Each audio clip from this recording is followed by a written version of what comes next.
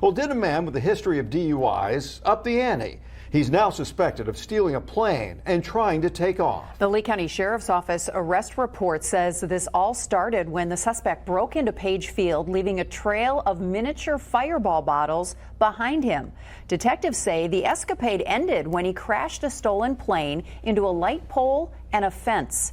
Now, this is their suspect, 43-year-old Bruce Plummer. Deputies say they found rifles and tactical gear at the scene. But in court today, Plummer's family, including his ex-girlfriend, defended him. Just want to say this is like totally out of character for him, and he needs help. He's not a violent person. I know how it was betrayed. He's just someone who needs help right now.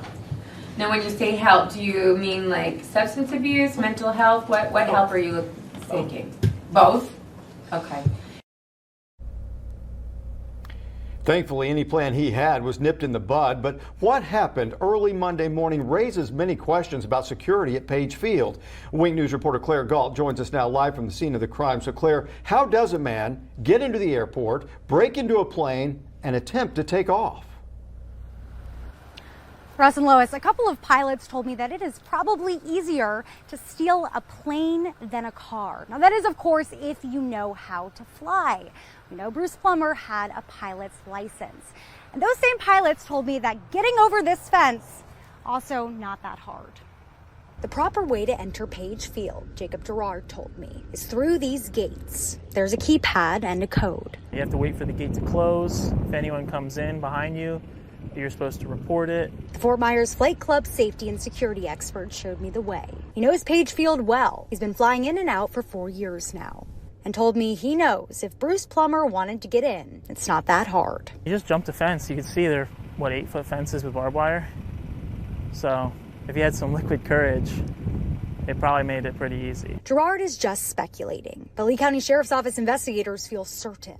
Not only did 43-year-old Plummer break into Page Field early Monday morning, wearing a bulletproof vest and armed with a rifle, LCSO believes he stole this plane and crashed before ever even getting off the ground. Right before crews untangled a propeller from the fence and moved it away, I got an exclusive look inside the plane.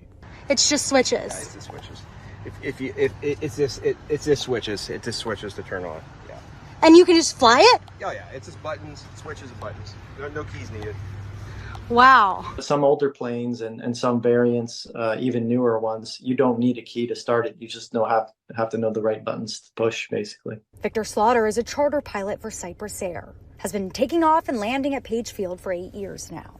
He and Gerard agree. If you know what you're doing, stealing a plane may be easier than stealing a car. You see how the planes are here. It was tied up. It was probably waiting for service. If somebody abuses that system and finds a plane that hasn't been properly locked or whatever, then, it's not so different than a carjacking.